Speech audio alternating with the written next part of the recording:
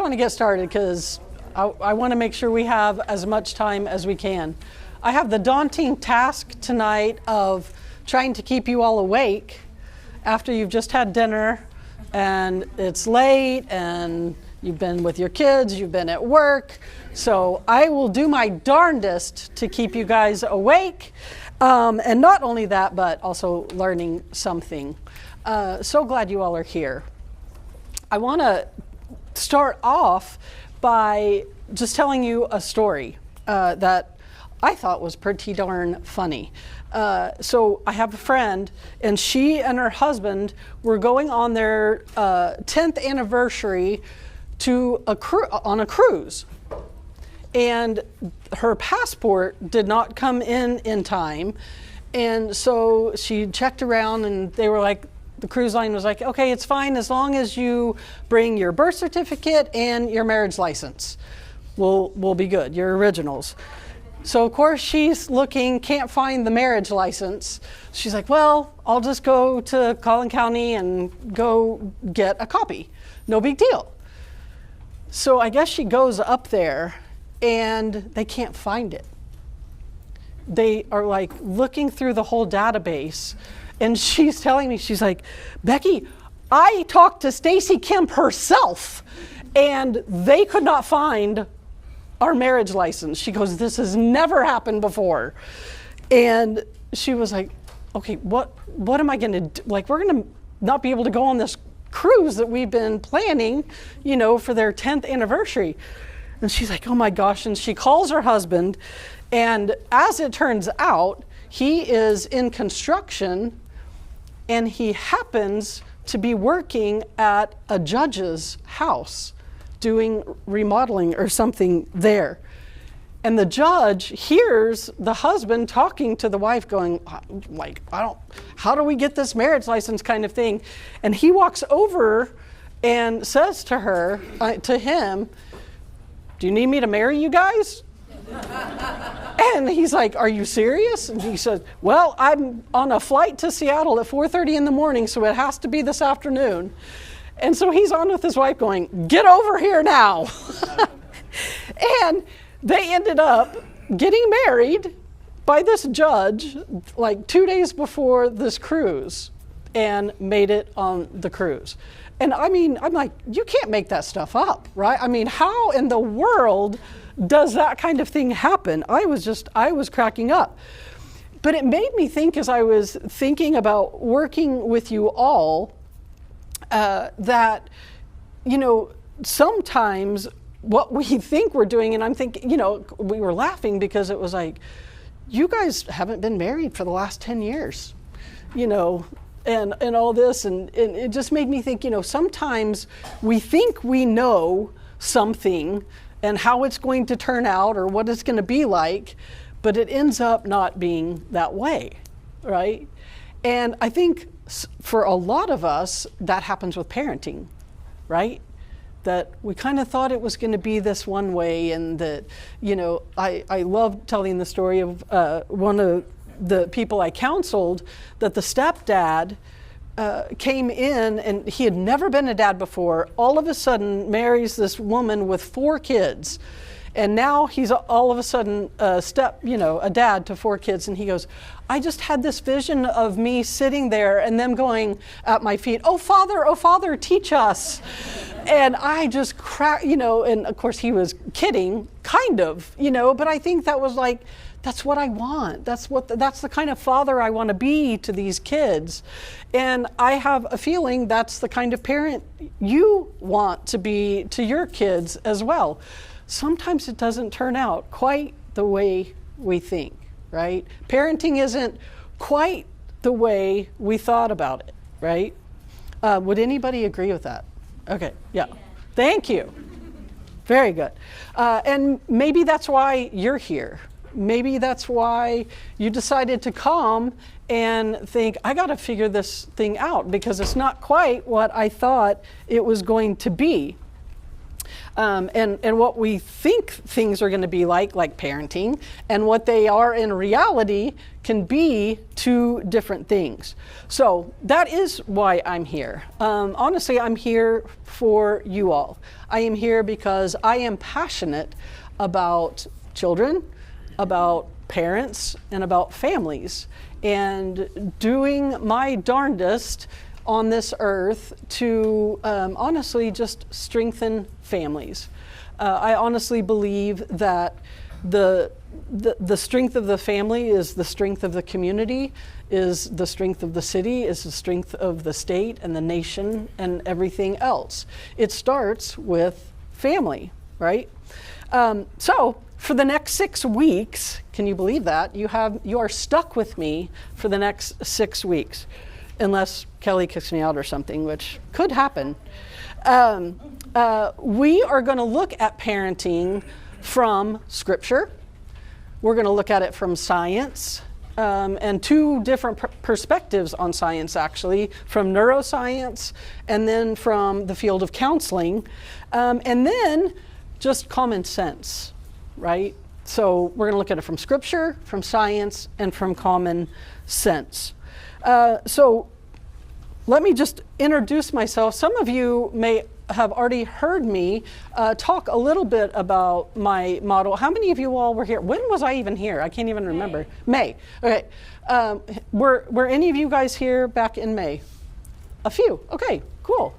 Wow, now I feel better. Some of you came back. That's good. That's a good sign. So I am Becky Welsh, for those of you who don't know. I am a licensed professional counselor. I have been one for over 30 years. I am also what's called a registered play therapy supervisor. And really what that means is I'm trained to also work with children and adolescents, because it's a whole different thing to work with them in the counseling field than it is adults. So I have been doing that for over 30 years, but for your sake too, I want to tell you that I've also been a parent for about that same time. Actually, when I went to go get my master's degree in counseling, I was, I think, 8 months pregnant. And I remember the girl at Hobby Lobby when I was having it framed, she was like, "Good timing." And I was like, yeah, it was. So truly, right about the same time, I've been a parent and working professionally with kids and families. And now I run a nonprofit counseling center called 316 Counseling Center in McKinney. I love doing that. I'm also online faculty at Colorado Christian University in their counseling program. Now, I tell you that because I want to kind of start out with a little bit of credibility, right, with you all. Maybe just a little, knowing that I have some parenting experience personally and professionally, worked with families for that long. The rest of the credibility I hope to earn from you for the rest of our time together. And I just want you to know that. I think probably more important than any of those things is that I am a passionate follower of Christ. And all of what I try to do is based on my relationship with God, my connection with Christ, and how I try to play that out, obviously in my personal life, in my professional life, and in my teaching and everything that I do. And that I believe that God is the perfect parent and the ultimate healer. So even though I do believe in counseling, in the science of counseling and the science of neuroscience and all of the things that we will also talk about, I don't ever think that's enough. The ultimate healer is Christ, right? So just so you know that about me. So you do have your workbooks, and I'm grateful for Cottonwood and Kelly printing these off.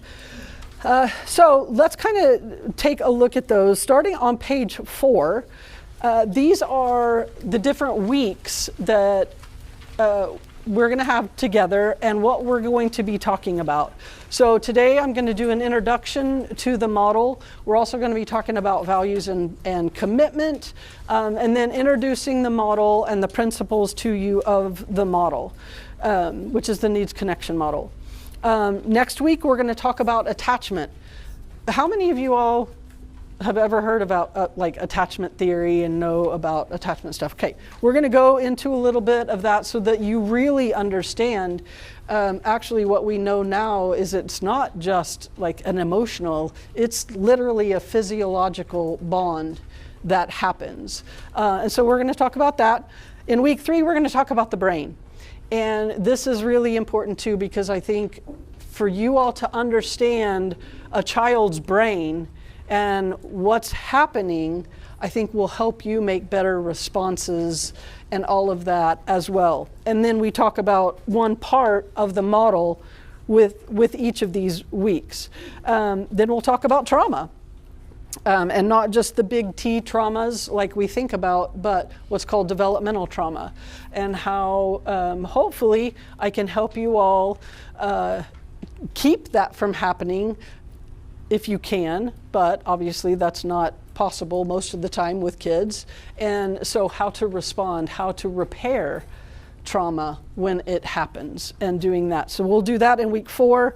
In week 5, we're going to talk about empowerment and the power of power, and actually kind of what Scripture and God says about parental authority and the power that we have, and really kind of the definition and what that looks like and how to empower kids.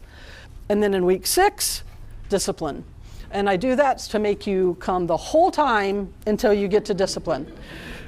Because I know that's what a lot of people are like, just tell me what to do so they'll behave. And I promise we'll get there. You're going to get new handouts every week. So we will be adding to this every week. So I don't know if you want like paperclip or a binder or something, because I don't want this to just like go throw in your nightstand or something. I'm wanting you, and I'm going to give you all practical things to do during the week to kind of refresh you. Here's your first science bit, that when you learn something, it's good to go home and sleep on it and then go the next day and kind of refresh yourself. That's how you learn better. Okay, so we're going to learn. You guys are going to have a few nights sleep in between, and I want you to pick this up, look at it, and kind of do the practical things that we'll talk about today and then the weeks that follow, and then bring it back. Okay? This is, I guess, just kind of a housekeeping thing, but just a reminder that this is not counseling. Okay? I am a counselor, but what we're doing here on these Wednesday nights is not counseling. I want you to be interactive. I am not one of these that I just want to sit up here and teach. I want you to be interactive. I want you to ask me questions and that sort of thing.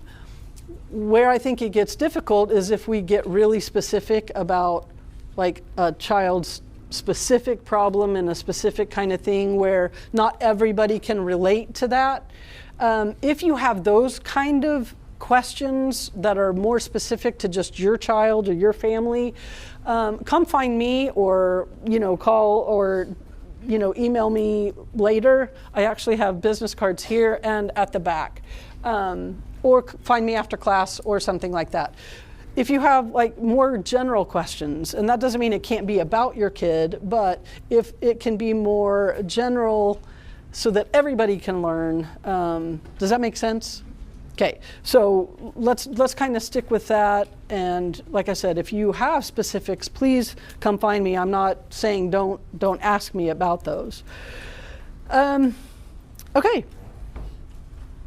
so are you guys ready to get started? Cool. Are you going to stay awake? Promise? Wow, you promise? That's pretty good. Okay, we are going to talk first about values. And you'll see a couple of pages in there about values. You don't have to read that now. I'm going to kind of go over it. But again, it's something for you guys to read later to refresh you. And this is going to be part of our activity for you all to do at home. So when I say the word value, can you guys just throw out some things? How would you define values? What? Morals, okay. Standards? Priorities? What else?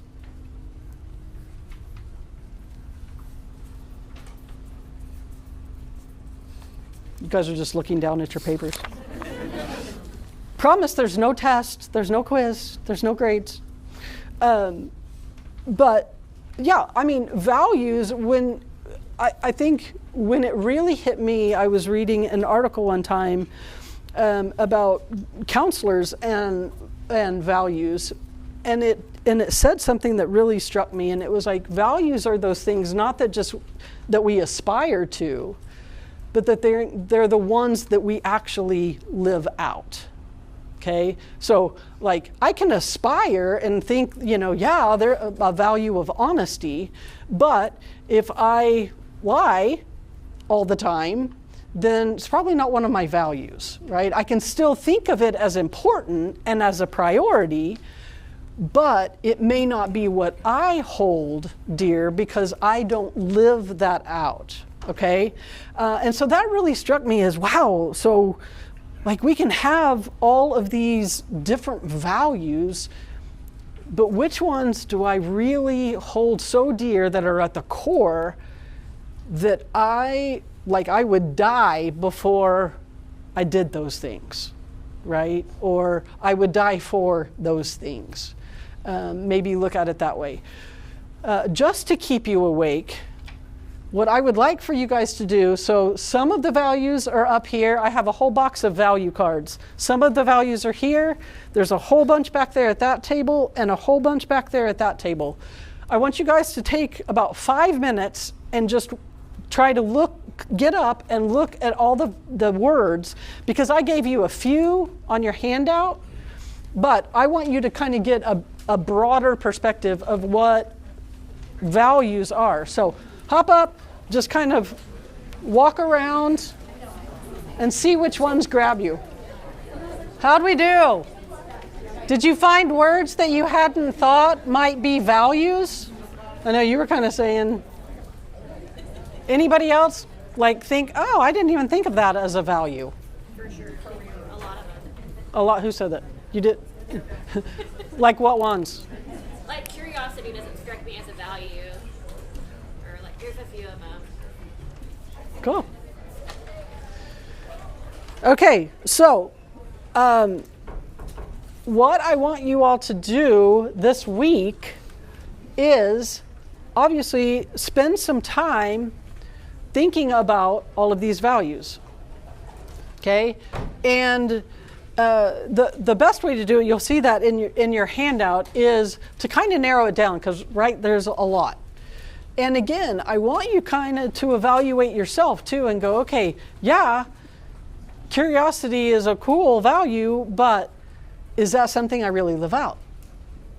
And be honest with yourself, okay? And come up with, maybe start with 10 or 15 if you're really having a hard time, and then go down to 10, then go down to 5, and then try to get to where you have 3 core values, okay? Now, how I want you to do this differently in this class, because some of you may have done this before and kind of know your values. I'm going to put a little twist on it with you, because I want you to do this as a family. Okay? I want you to think about, what are our values as a family? What do we live out as a family that is top priority, that is a non-negotiable? All of those kind of things, okay? And so, if your kids are old enough, I would love for you to include them. Like, talk about the values, help define the values if they don't know what they are, and see, what do you see our family living out? You may not like the answer, but, like take that in and like let them be a part of what does our family stand for? Because I think it's really important. If we really believe that the family is the foundation, and I think that's how God created it. He created the family before, as everything else was, from the beginning, that we can impress that upon the kids too by going, what is our foundation? What do we really stand for? Now, I don't know where he went, but he made a good point too, in that obviously our values depend on what's important to us and where those values come from. I would imagine in this group, we're all going to say, from God, right? Like this is what does God want for our family? What are the values that he is instilling in us from his word that we are to live out as a family? And maybe then you do it also as a caretaker, as a mom, as a dad, all of those things, okay? What are those values? Are they different? Kind of thing, okay? Why is this important? What I found, and I haven't Googled it lately, but if you Google like Christian parenting, I don't know, I think it's like 4 billion websites come up or something, maybe million. It's a lot, okay? Let's just say it's a lot. And that's a lot of information for you guys to try to sort through to go, how do I do this thing, this parenting thing, and this Christian parenting thing? I think a lot of them that I have been exposed to kind of leave out values. Obviously, particularly the secular ones. They don't even talk about values when it comes to parenting. And I'm like, man, this has to be the foundation. And that's why I'm doing this first. Because I feel like if we don't know our values, if we don't know what we stand for as parents, as a family, how are we going to do anything? What do we have to point toward, right? So values, I think, and with my experience, they make you think about what's important to your family. Maybe you've done this at work. Maybe you've done this just on a personal level. But I would bet that most of you haven't done it or thought of it as a family. Whatever that family looks like. Values help you make better decisions. Why? And this is even in parenting, because we can look at something and go, okay, I've got a big decision to make.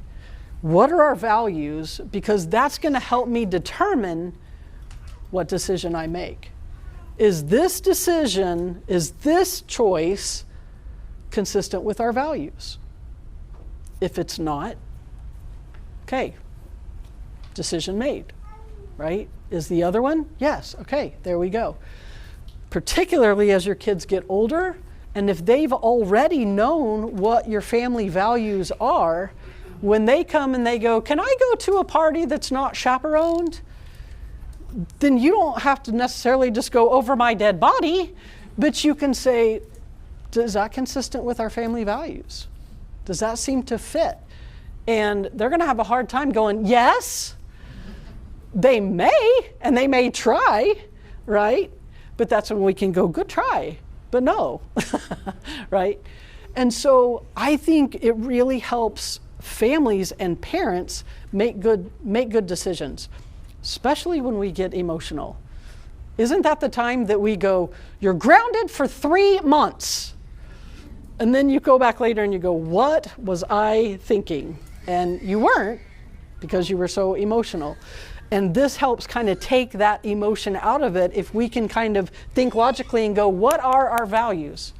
Does this match? Should we go do this?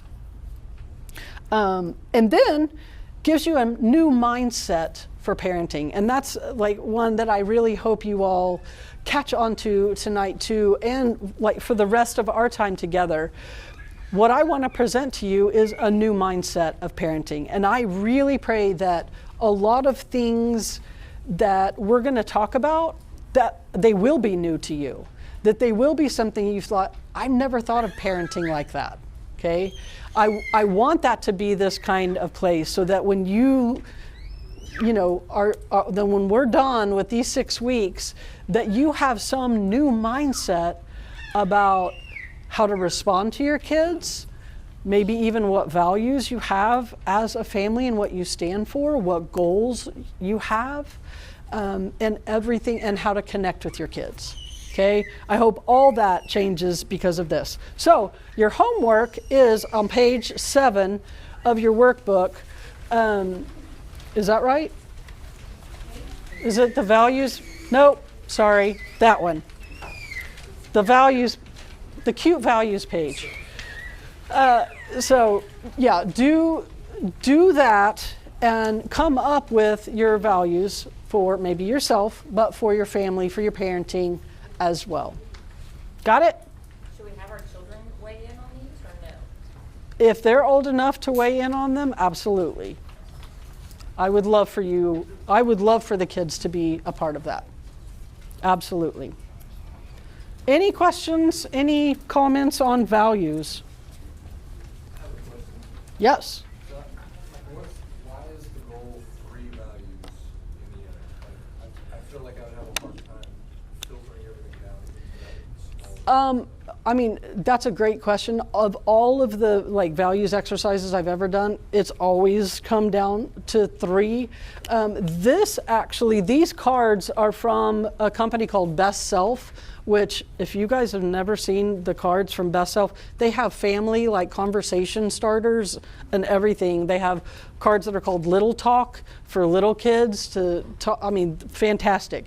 But this is where it comes from, and all of the values that I've ever done say just tone it down to 3. I mean, what's the reason behind that? I guess Are you meaning that's too many or too little? it's little, I feel like. I think it's because if you get too many, they all kind of get lost.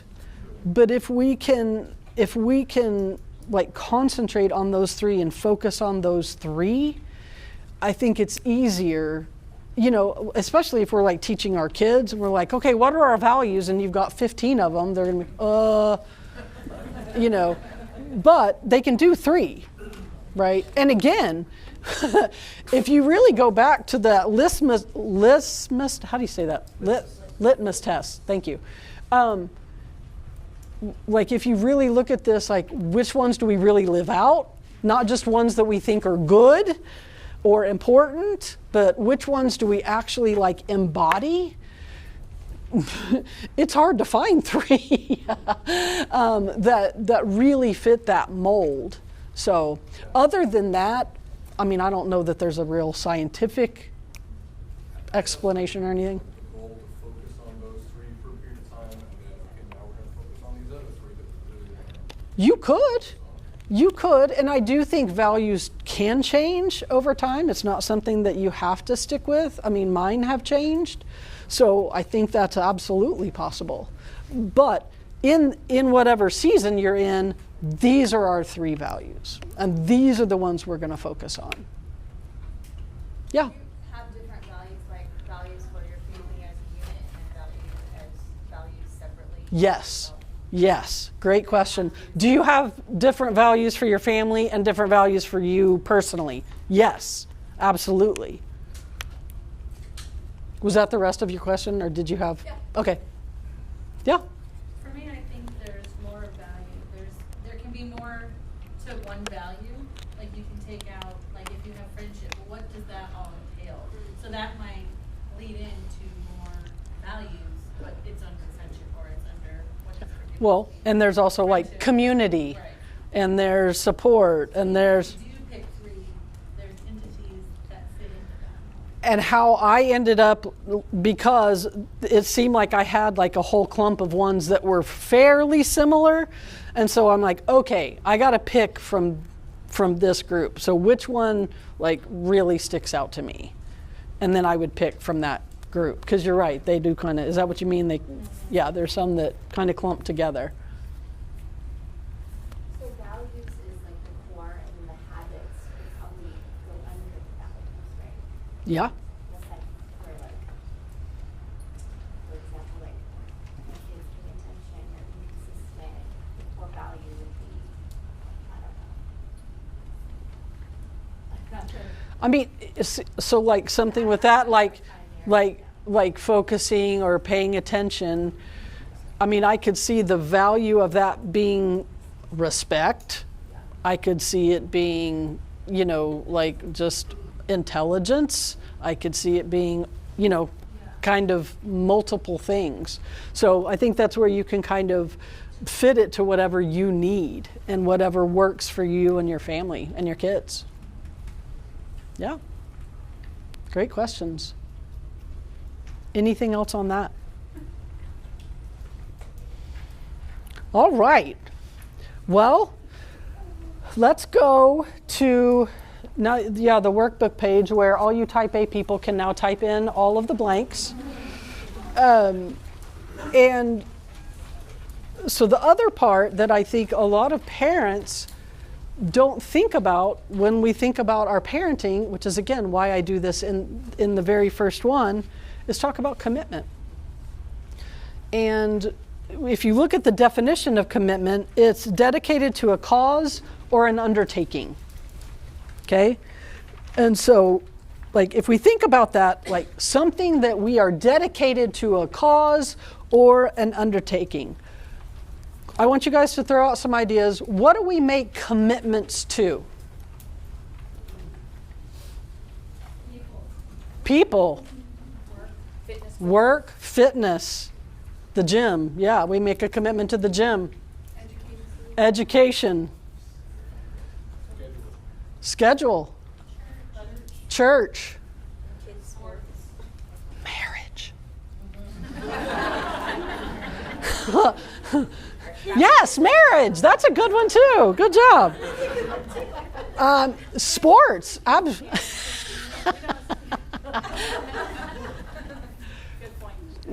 We make a whole lot of, and all of those are true. We make commit. How about like our mortgage? We make a commitment to that.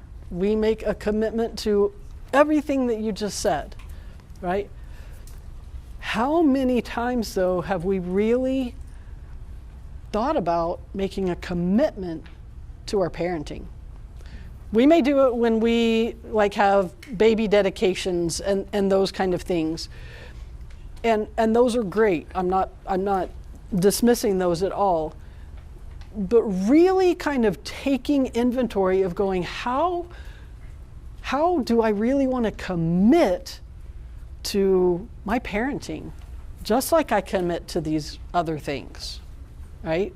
And so that's why I wanted to put this on here too. Why is commitment important? Well, first of all, I feel like it's our foundation. Okay, when Scripture starts, God kind of makes a commitment, doesn't He? And all the way through, He's like, what does He promise? I'll be with you always. I'm not leaving. I'm making a commitment. I mean, when you think about Christ on the cross, that was a pretty big commitment that He made to us. And so, you kind of see commitment all through Scripture. And again, in here, for this time, I want us to kind of think about Scripture in light of God as Father, as God as parent. And so, we're just going to kind of look at it from that point of view. So, commitment is the foundation. If we don't have a commitment to something, I think about, I'll just be real transparent. My youngest right now, he's 29, and he's about to live with his second girlfriend. And it makes this mama just want to throw up, right? Because I'm just going, dude, that is not a commitment. You think it is, but it's not. When they're doing that, it's kind of like, I want to just see how this works out. And when things get tough, if there's no commitment, what are they going to do? Bye. Right? Just like his first girlfriend did. Question. Yeah. What's your definition of commitment to parenting? what do you, where are you? Oh, have you ever thought about commitment to parenting? That's just a question for you guys to think about. If you've ever thought about that before, write it in. There's no blank for that, type A's. That's your own answer. Okay? So yeah, I mean, that's just for you to think, have I ever thought about committing to parent? Like, what would that look like? Okay? We've all done it, like in that 0 to they can feed themselves years. Like we make a commitment to keep them alive, feed them. I mean, there's some basic safety. True. And then they go to kindergarten and you're like, all right, somebody else gets to take them. Yeah. And then somebody else is impacting. Yeah. Thinking of like my son and the struggles that I've had with him making these decisions, it is like I have to recommit to being a mom at this age and this season, in like when I have zero control over my boys anymore and the decisions that they make. And man, just wait till you get there where you literally have no control. And it is kind of a recommitment. You're right. So like we might have to make these commitments in different seasons as the kids grow and as our relationships with the kids change. My commitment is different. My commitment isn't to keeping them alive. My commitment now is just, how do I stay connected with him? How do I let him know I still love him, but don't like what he's doing? Don't like the choices he's making. And of course, in all the brilliance of a 29-year-old, he goes, "Don't worry, Mom, I'm gonna turn out like you." I'm like, what does that mean? I don't know if that's good or bad. Okay, so it's important because number one, it's our foundation. Number two, because it forces us to look at our values and our priorities, right? Which is what we just did. We can't make a commitment if we don't know what our values and priorities are. How are we going to commit to something that we don't know what we're valuing, right? So it helps us look at that. And then it gives us a tangible reminder of how important parenting is. What do I mean by that? And I think I forgot to put it in the worksheet. So I'll add that for next time. Or if you just want to make up your own, I would love for you to write this out. Like when you really pray about and think about like the wording of how you want to word the commitments you're making and what you're committing to. I'm committing to these values. I'm committing to this is what we stand for as a family, that I commit to do this in our family. Write it out, okay? Don't just have it in your head. Write it out, put it somewhere, maybe a few places where you can be reminded of that so that it is a literal, tangible reminder that yes, finances are important and work is important and school is important and sports are important, but so is parenting.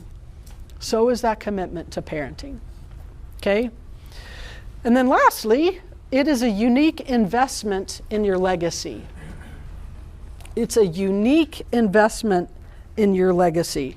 I would imagine we've kind of all thought about, and I think there's a difference between our inheritance and legacy. And for me, legacy is about, like, especially for my boys, how do I want them to describe me? Like if I had my boys, which would be a very scary exercise to do, like, how would you describe me in 3 to 5 adjectives? And, having that commitment, like, points me to that, like, what do I want to leave them with? Not an inheritance-wise, but my legacy.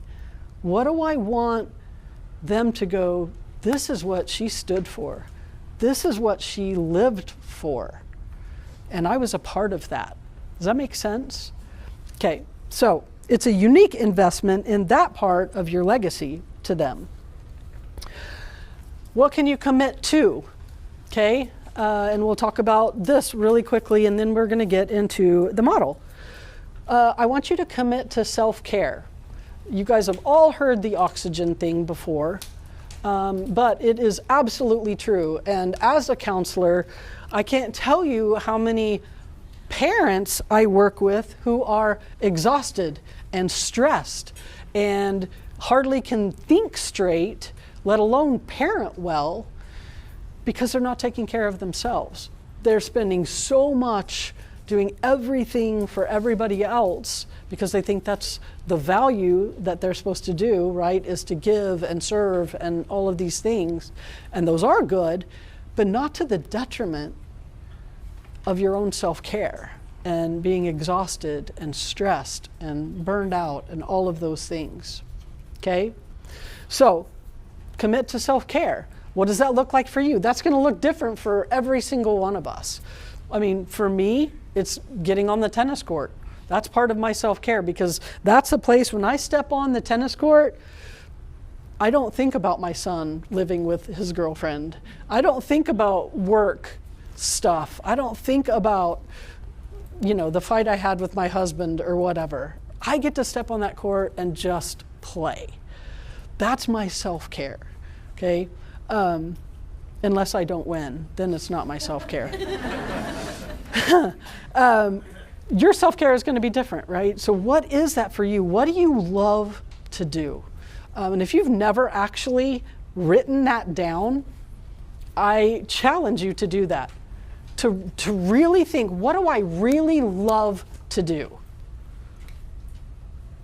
Try it, okay? And that can be part of your self-care. Commit to a better relationship with your child. And just you all coming here, I honestly pray that every single one of you will be able to say, my relationship with my child is better because of what I learned here. Okay? And I'm not saying that for kudos for me, because everything about this model that I'm going to teach you, I 100% believe came from God. I'm not this smart to come up with all of this stuff and how it continues to fit with like neuroscience and all that. It's been God all along. So commit to self-care, commit to a better relationship, and then commit to a parenting lifestyle and a parenting plan. Okay? What do I mean by that? I think we kind of forget that, parenting is like who we are, right? We are a parent, but it's also things that we do. And making that a lifestyle, and I hope none of us are going to do like one thing, just like throw everything into that, right? We're going to make it as a lifestyle where, and balance doesn't mean equality, balance just means I'm integrating everything well, and it's working. Does that make sense? Okay, and parenting is a part of that. So it's not your life, it's not a job, it's part of your lifestyle and part of this season that you get to be in with your children. Okay, and actually I'm super jealous because, like I said, mine are 29 and 31. I don't have that anymore, and I do miss it. And then commit to your faith.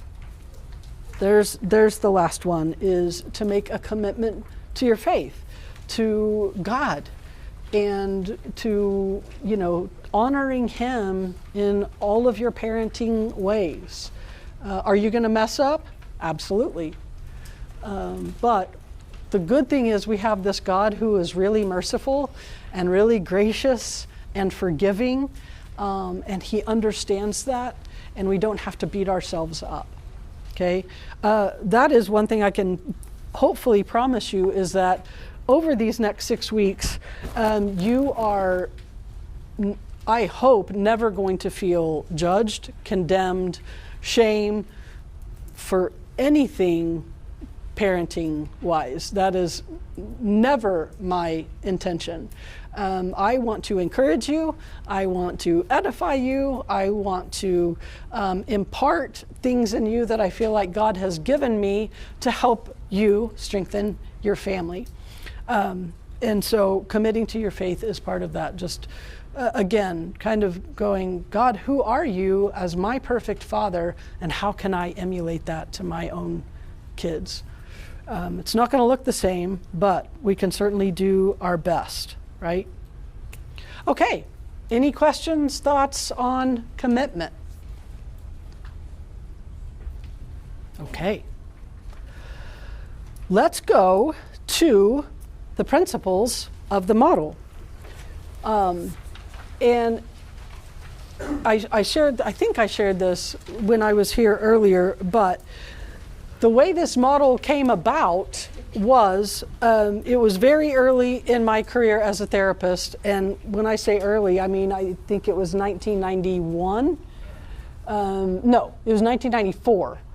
And I was a super young therapist, and I worked at an adolescent psychiatric hospital, which, whoo, that's a whole story in itself.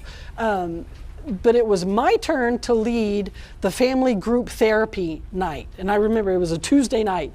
And that meant that all of the adolescent patients that were there, that I think were probably like 10 or 15 of them, and their families, I had to lead this big group. And I kind of forgot about it. And it was Tuesday afternoon, and I was like, oh, shoot, what am I going to teach them? And I was like, okay, Becky, think, like, what are you going to teach them? And I started thinking, okay, what do these parents need? What do they need to hear?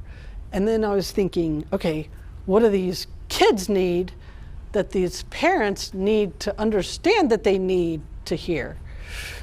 And just hearing the word need, for most of you, if you took Psych 101, it makes you think of what? Maslow's hierarchy of needs, and the triangle and the whole thing.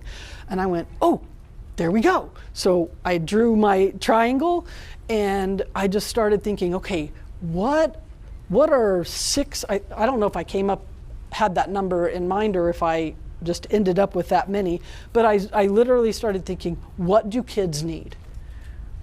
What are all of the things that I know at this point, which wasn't much, like that kids need?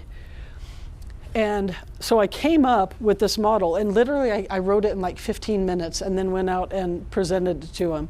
And the interesting thing is even the adolescents were going, yeah, and that's where I am. And I might even say this when we talk about discipline, but I will never forget this 15-year-old boy. And remember, he's in a psych hospital, okay?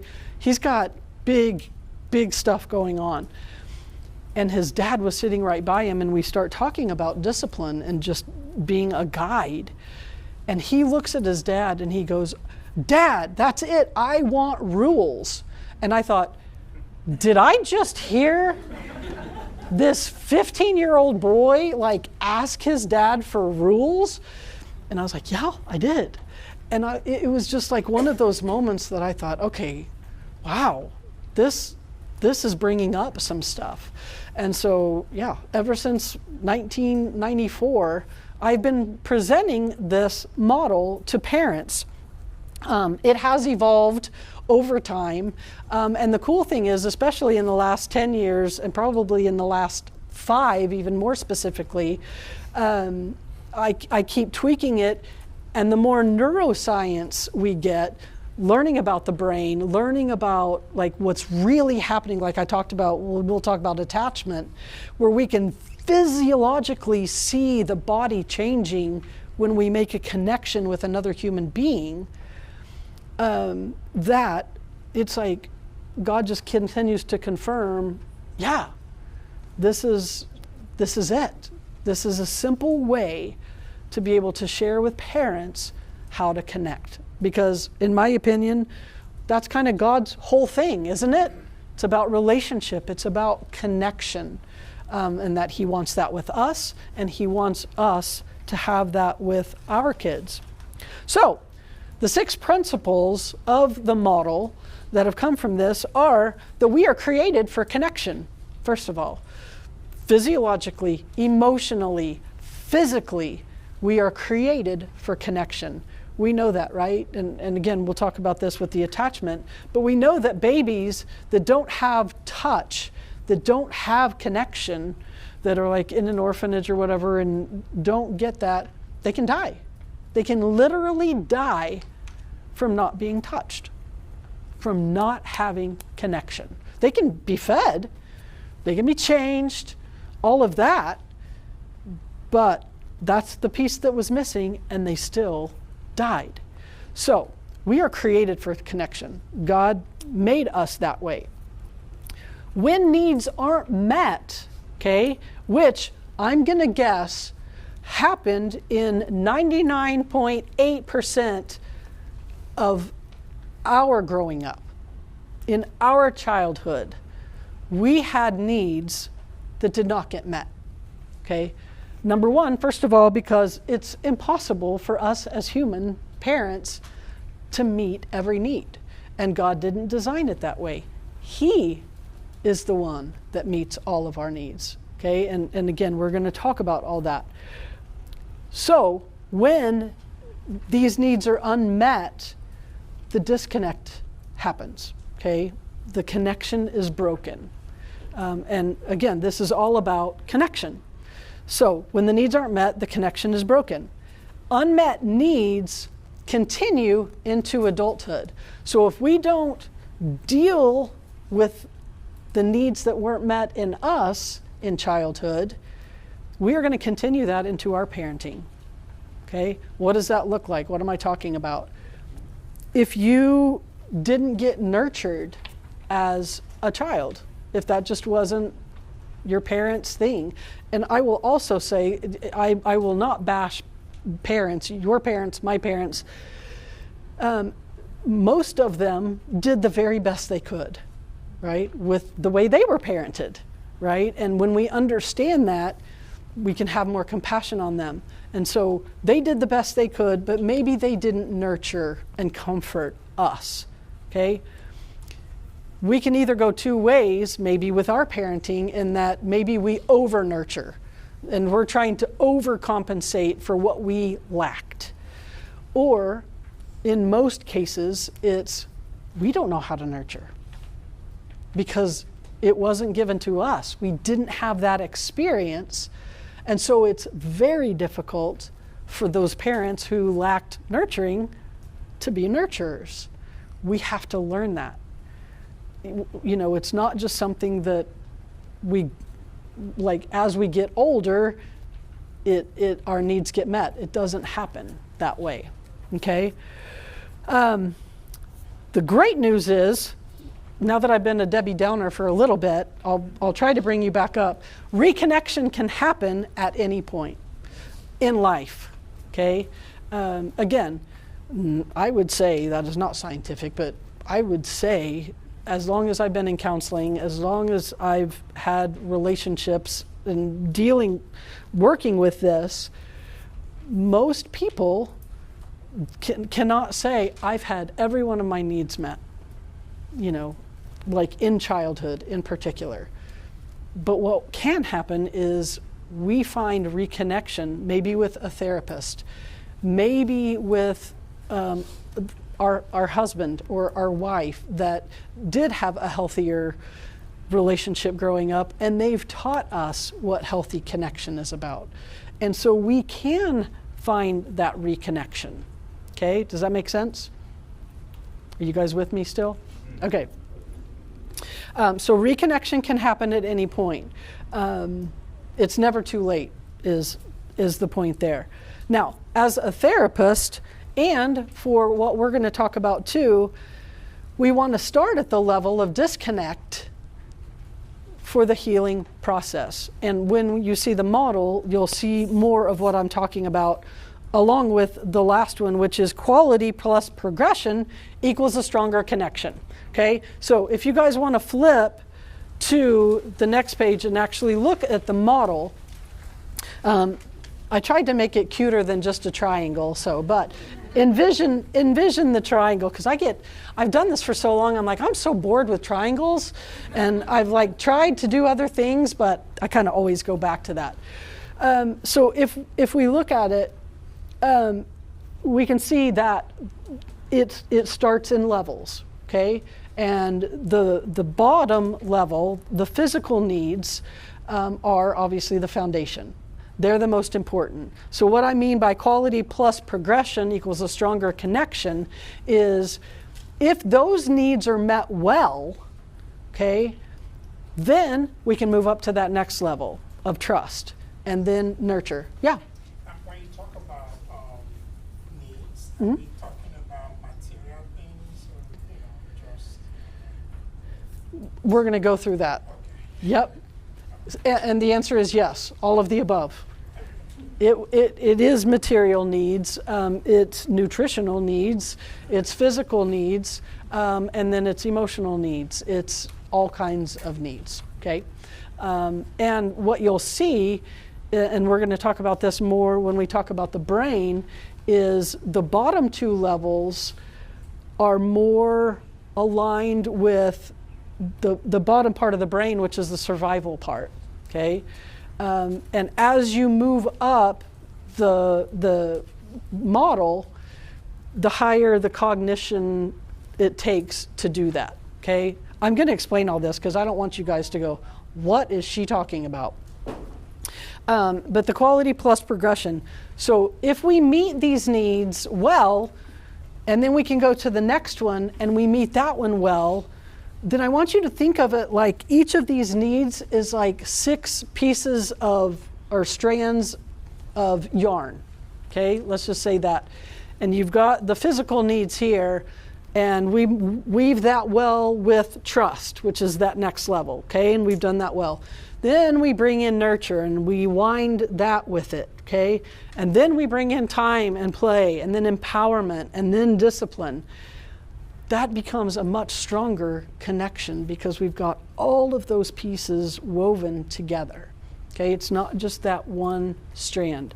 So that's where the better we can meet these needs, and the higher we can progress in the model with all of our relationships. Actually, this doesn't have to be with just parenting. Then the stronger the connection. Okay? All right, so now let's just look at the model itself. And I'm gonna quickly talk about each of these needs, and then the next 5 weeks we're gonna go through each of these in much more detail. Okay? All right, so the physical needs. And again, this is one of those that has kind of evolved over time. And one of the things I did differently was that I added touch several years ago when I really started looking at the value of touch and what it incorporates. In our counseling center, we are so lucky, we have a neurodevelopmental behavioral pediatrician on staff. And there's less than 1,000 of them in the nation. And she's at our center and she's amazing. She's a DO and she knows all about development. And she has done a lot on infant massage and the touch. And so she has come in and kind of taught us, just from a physical standpoint and the emotional standpoint and the attachment standpoint of what touch does in infancy, but even throughout childhood, what that does. And so I added touch several years ago. It's the acronym NEST to help you remember. So NEST stands for nutrition, environment, sleep, and touch. Okay, so those are the 4 physical needs that are the foundation that every child, all of us have to have. Okay, all of the time. Even as adults, we need these things. So really quickly, when we talk about nutrition, we're going to talk about this. But again, it's the quality.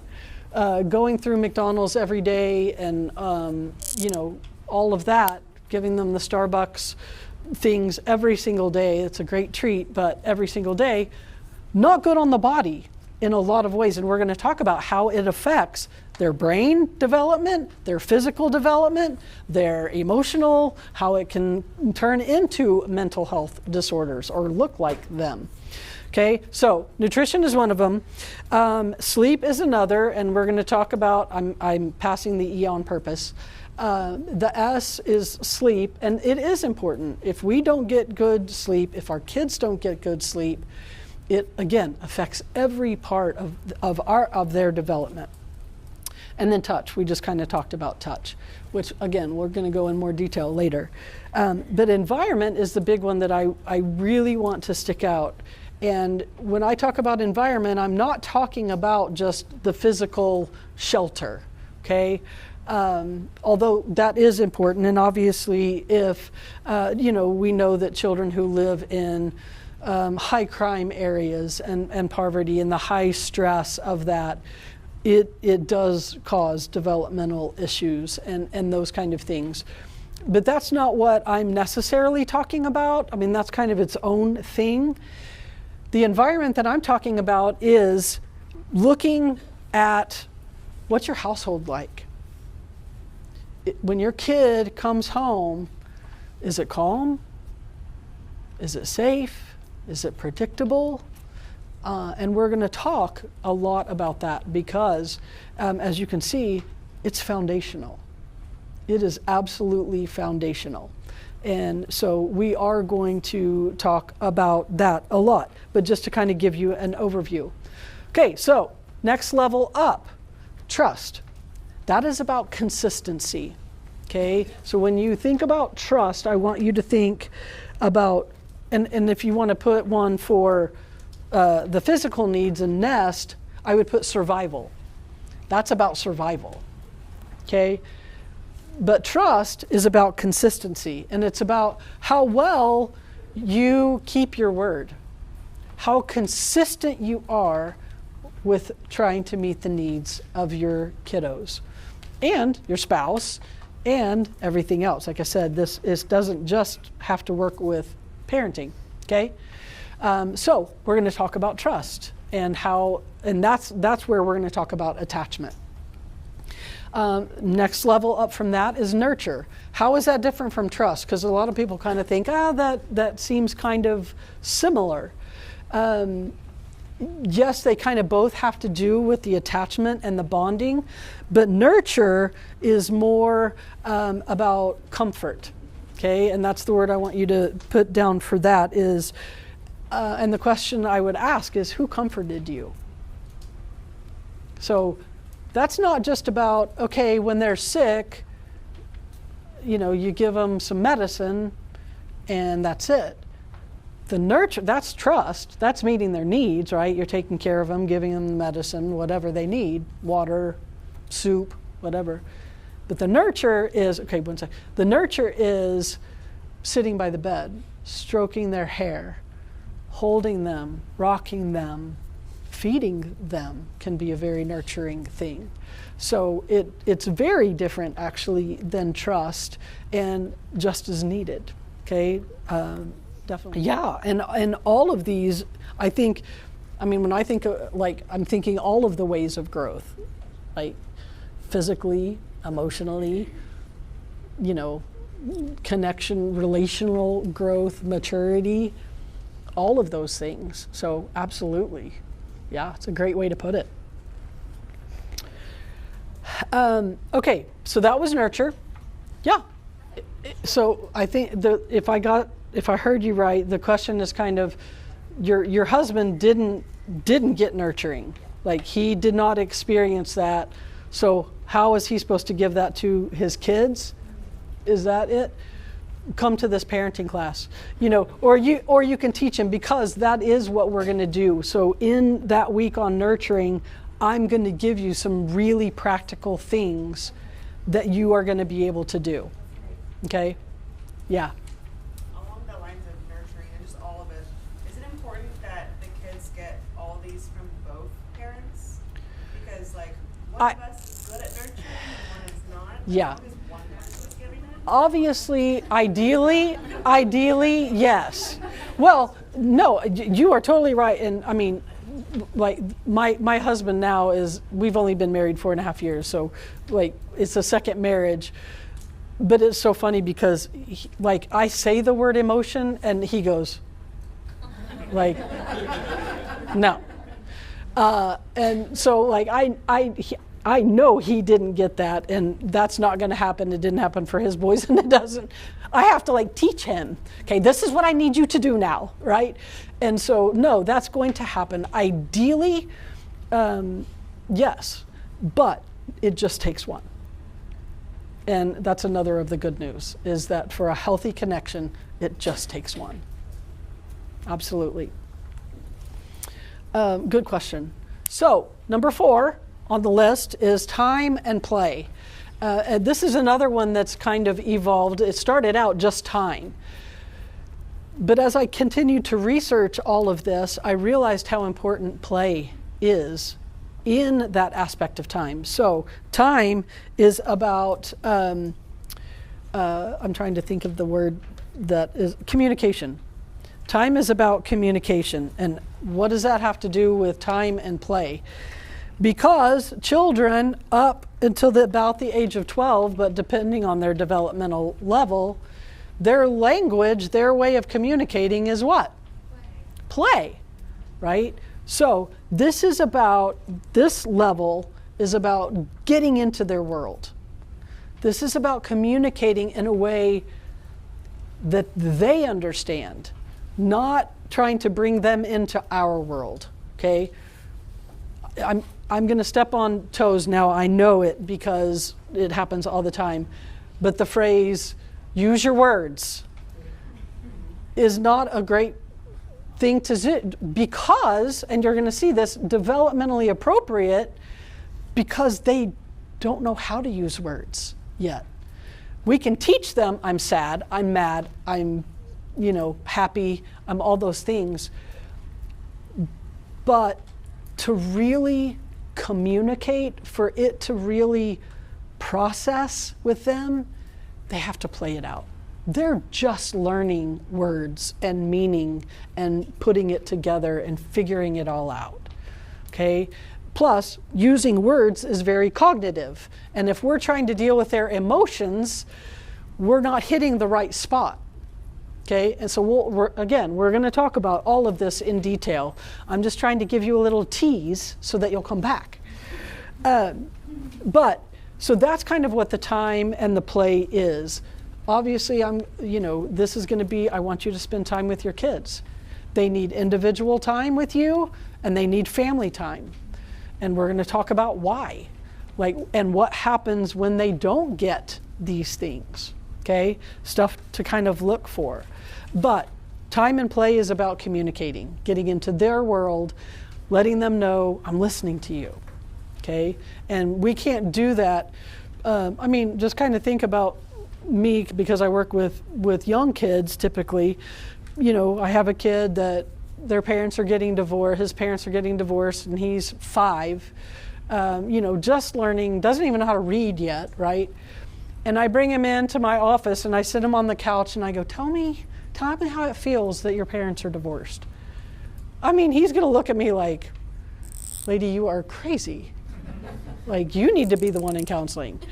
But instead, I take him into our playroom that's full of toys and I say, this is your special time and you get to play out whatever you feel.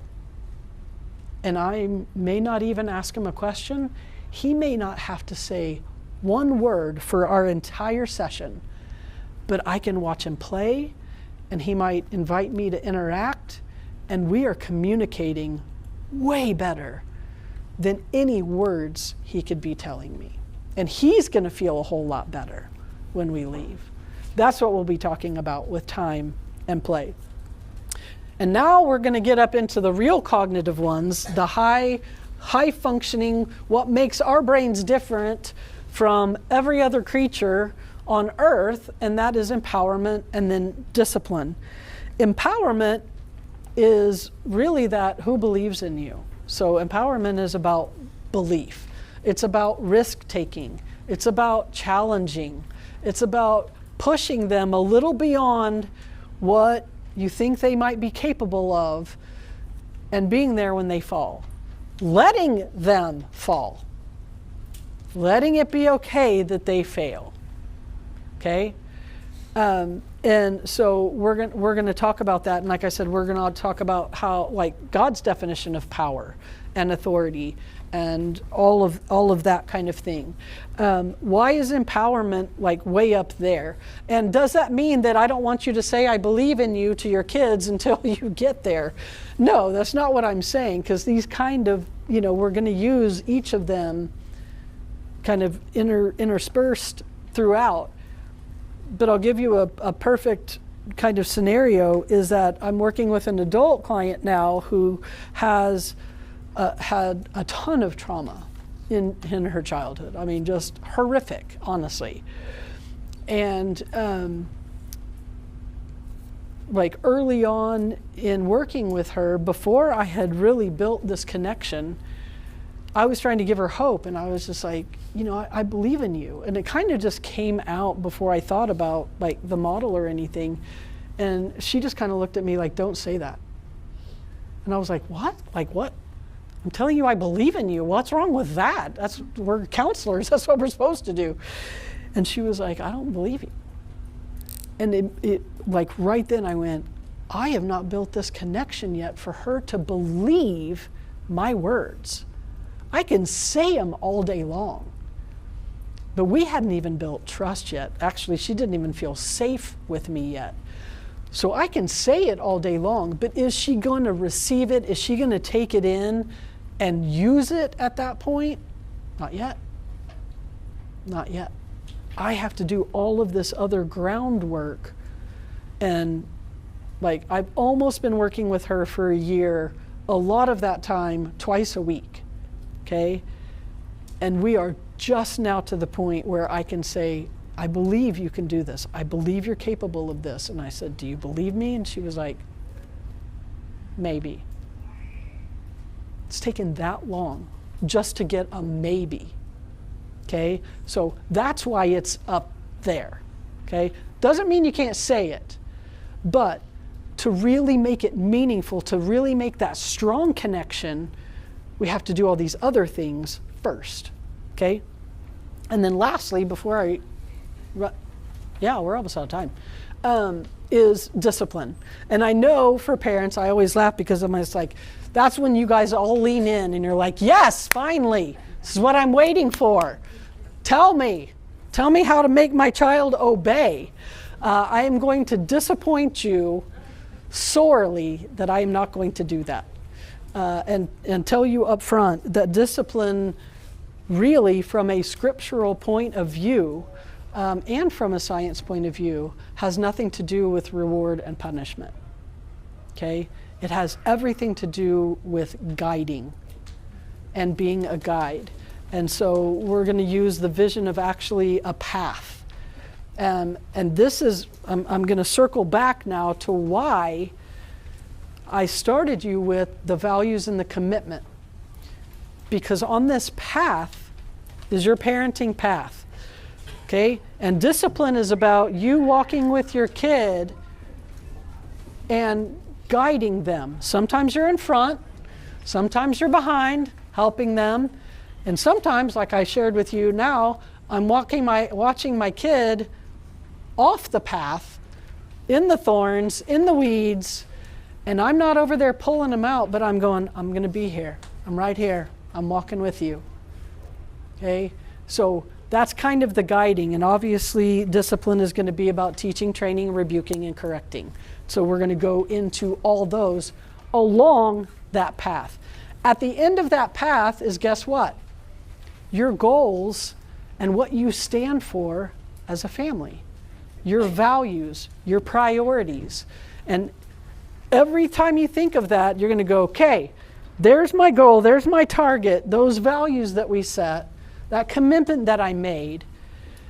And when these kids veer off, and we can see that, maybe they can't, but we're just going to go, okay, we've got some decisions. Am I going to rebuke Or do I just need to correct and wait? All those kind of things, okay? And so we're going to get there. Here, I'll kind of give you a big tease to the whole thing. I promise you, okay, and I don't use that word lightly, if you use this model and connect with your kids doing these things, you will not need rewards and punishment, because the behaviors are happening because of the unmet needs. Okay? So if you trust me enough to walk with me through this, work on the connections that you can make with your kiddos, I really can guarantee that a lot of those behaviors that you're seeing and don't like can go away. Will kind of resolve itself. So that's obviously it in a big nutshell. I'm excited to share this with you all. Thank you all for sticking with me. Okay, we're like 30 seconds over. Can I just quickly pray us out? Are you guys good with that? God, thank you so much for this time. Thank you for all of these parents and all of these families represented. You know each one. You have named these families. You have named these children that are yours, God. And so I just pray for each one of them that you would show yourself so mighty and gracious and merciful. But God, more than anything in these next 6 weeks, I pray that you would show yourself as the perfect parent, and that we can follow you as we want to become more like you and glorify you in everything we do, including our parenting. Thank you so much for this time, for this church, and for just your son. And it's in his name that we pray. Amen. Thank you all.